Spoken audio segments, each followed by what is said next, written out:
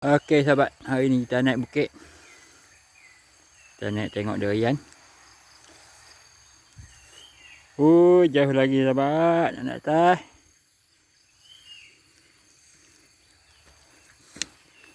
Bukit berbatu, lama dah tak main ni. Ni sendirian. Sengkuang. Ada video yang lepas, kita ada ambil video tu. Pokok sengkuang hari tu. Tinggi.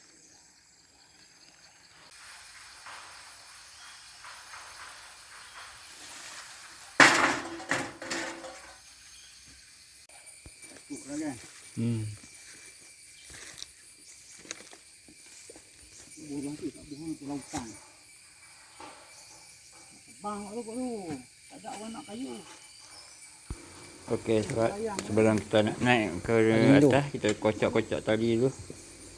Jika ada binatang-binatang, dia akan lari. Tali tu, kita goyang-goyang dulu tali tu. Dusun milik saudara saya, Durian Baru Luruh.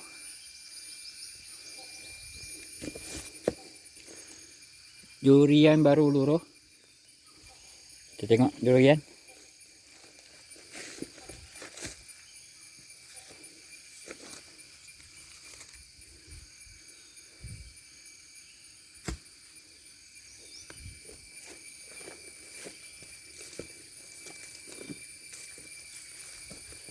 Ada patung sahabat. Tak berani sangat nak duduk bawah pokok durian.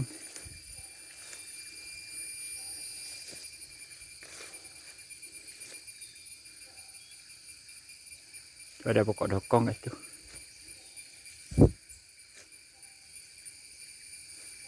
Bukit tinggi sahabat. Ni semua dusun durian. Pokok tu buah tak lebat. Tanah lebat sahabat.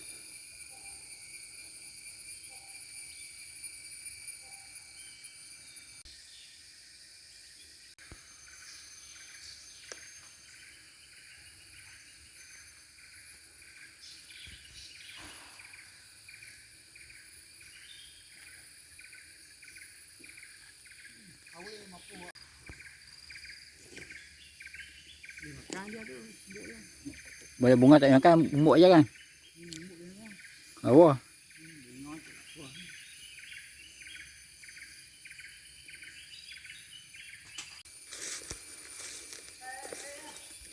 Ha?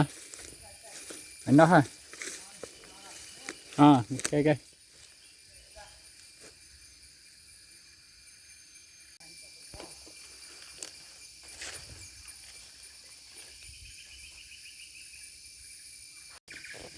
Okey, hotel dulu sahabat.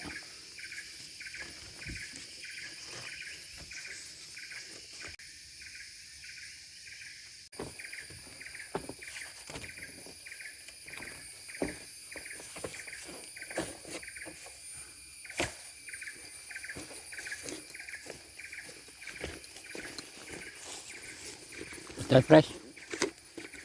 Petai fresh.